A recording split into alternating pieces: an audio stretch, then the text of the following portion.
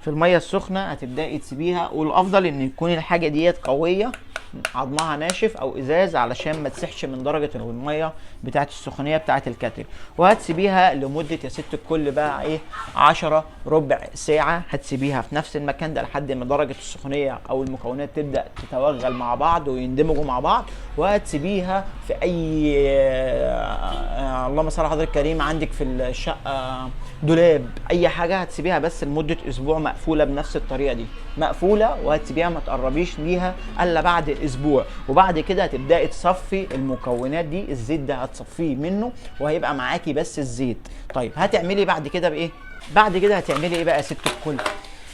طبيعه اللي انا بتكلم في وصفاتي او في حاجاتي كلها ان حضرتك لازم تستخدمي اي وصفه وشعرك يكون مبلول، علشان نسبه اكتساب الشعر للماده وفعاليتها الاقوى